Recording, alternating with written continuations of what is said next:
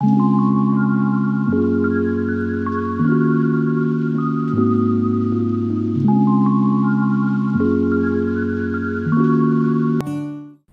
हवा में कुछ बात है, इसकी मिट्टी की अलग सौगात है। सुगंध है इसमें मीठे रिश्तों की। जी हाँ, ये नवाबों का शहर लखनऊ खुद में नवाब है। मुस्कुराइए, आप लखनऊ में हैं। तमीज़, तहजीब, नफासत और नज़ाकत का शहर लखनऊ, नवाबों का शहर। मुफलिसी में भी हर किसी की यहाँ पर नवाबी अंदाज है।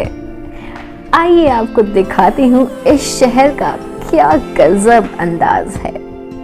दुनिया में शहर तो कई हैं, पर लखनऊ में जनाब कुछ अलग ही बात है।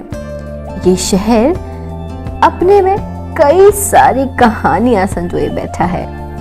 टीले वाली मस्जिद, रूमी दरवाजा, घंटा घर घूमने जरूर आना, पर बातें धीरे करना भूल भुलैया में, क्योंकि इमामबाड़े में तो दीवारों के भी कान होते हैं। तो चलिए चलते हैं इमामबाड़े के अंदर। नवाबों के शहर कहे जाने वाले लखनऊ की ऐतिहासिक इमारतों में शुमार बड़ा इमामबाड़ा को भूल भुलैया के नाम से भी जानते हैं। इमामबाड़ा ऐतिहासिक द्वार का घर है जो ऐसी अद्भुत वास्तुकला में परिपूर्ण है जिसे देखकर आधुनिक वास्तुकार भी हैरत में पड़ जाते हैं।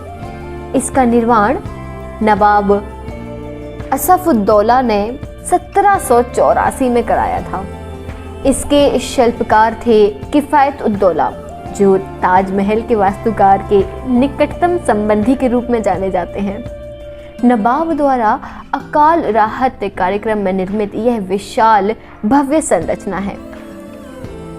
इसकी संरचना में गौथिक प्रभाव के साथ राजपूत और मुगल वास्तुकला का मिश्रण दिखाई देता है।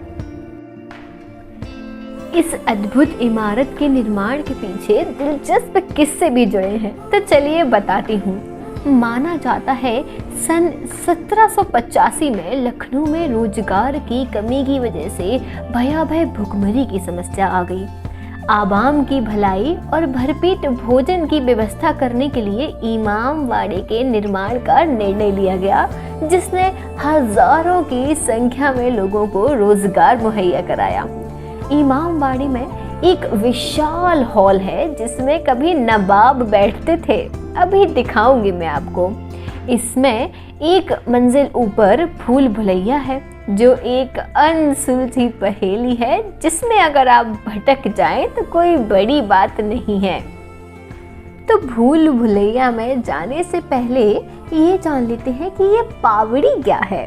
भूल भुलैया में मौजूद बावड़ी सीढ़ीदार कुएं को कहते हैं। देख लेते हैं कि हमारे गाइड साहब हमें क्या बता रहे हैं। और ये बिल्डिंग यदि आप देख रहे हैं, इसका नाम है शाही बौली। ये उर्दू शब्द है शाही बौली। शाही माने रॉयल, नवाब, बौली माने वेल, कुआं कहते हैं। 1771 में जब बौली बनाया गया पानी भरने के लिए, 2 साल बाद इस पानी से इमामबाड़ा पूरा प्लेस बनाया गया, जो आप देख रहे हैं कैंपस से। जो इमामबाड़े में एक अचंभित करने वाली संरचना है। यह पूर्व नवाबी युग की धरोहर है।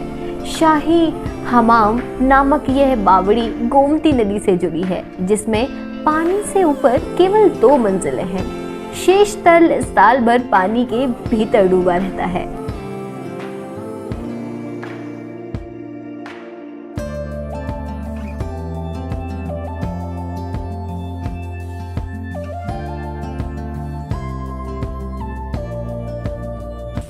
में कभी घूमे हैं?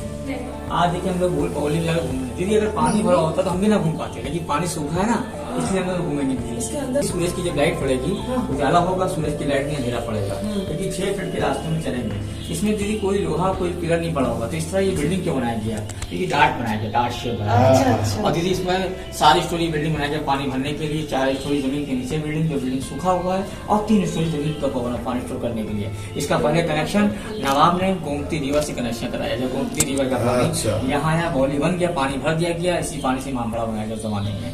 अब इमामबाड़े के मुख्य भवन के पूर्व में स्थित ये बावली 5 मंजिल विशाल इमारत थी, जिसकी 3 मंजिल अब पूरी तरह से पानी में विलुप्त हो चुकी हैं।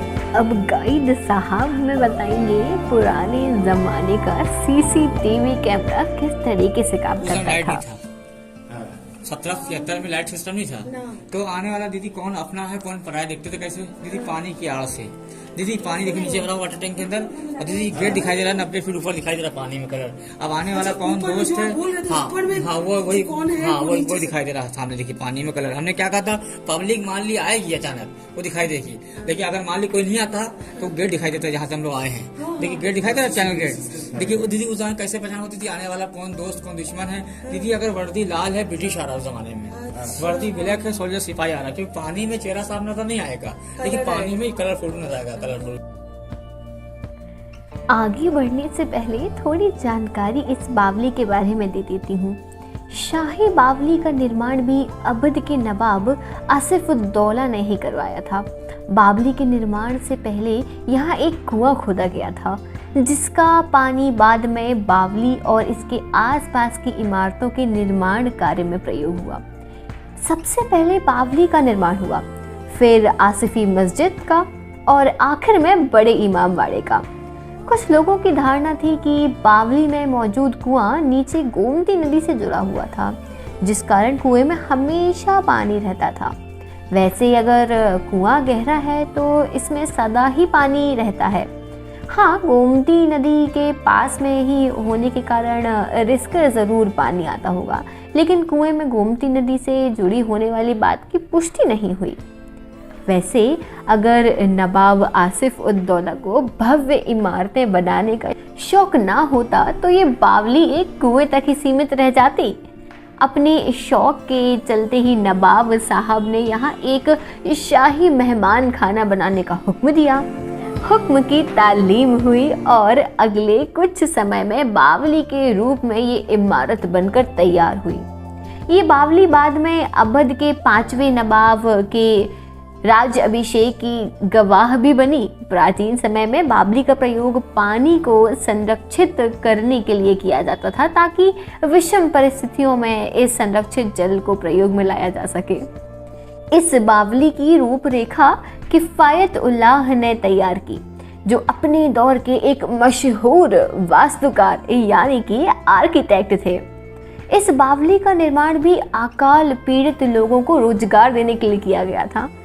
शाही बावली के बारे में तो हम सभी ने जान लिया और देख लिया। अब हम चलेंगे भूल भुलैया में। अब ये भूल भुलैया क्या है और क्यों कहते हैं इसे भूल भुलैया? इमामबाड़े में 3 विशाल कक्ष हैं, जिसकी दीवारों के बीच लंबे गलियारे हैं जो लगभग 20 फीट चौड़े हैं। यही घनी और गहरी संरचना भूल भुलैया कहलाती है। असल में यहाँ 1000 से भी छोटे रास्ते हैं जो दिखने में एक जैसे लगते हैं, पर ताज्जुब करने वाली बात यह है कि ये सभी अलग अलग रास्तों पर निकलते हैं। कुछ तो ऐसे भी हैं जिनके सिरे बंद हैं। भूल भुलैया में अगर आप अकेले जाएंगे तो आप खो जाएंगे, इसीलिए हमारे गाइड साहब हमें भूल भुलैया घुमा रहे हैं और इन्होंने यही भी कहा था कि घुमाने के बाद भी हमें वापस इसी भूल भुलैया में छोड़ देंगे और हमें इतने सारे रास्तों में से एक रास्ता खोजकर बाहर आना है। पर ये तो नामुमकिन है, इसीलिए हम भी भूल भुलैया के अंदर खो गए थे। फिर हमारे गाइड साहब ने आके हमें भूल भुलैया से बाहर निकाला। अच्छा, मैं एक और बात बता दूं कि ये भूल भुलैया जो है ये सुरंगों का एक जाल है। जानकारों की मानो तो भूल भुलैया के कुछ रास्ते इतने खतरनाक थे कि इसमें लोग फंसकर अपनी जान भी गंवा चुके हैं। कहा जाता है कि भूल भुलैया भूमिगत सुरंगों का एक ऐसा जाल है जो इमामबाड़े को दिल्ली, कोलकाता और फैजाबाद से जोड़ता है, जिसे लोगों की सुरक्षा को ध्यान में रखकर अब बंद करा दिया गया है। भूल भुलैया से निकलकर हम पहुंचे इमामबाड़े की छत पर, जहां से हमें पूरा लखनऊ दिखाई देता है, जो कि बहुत ही सुंदर है।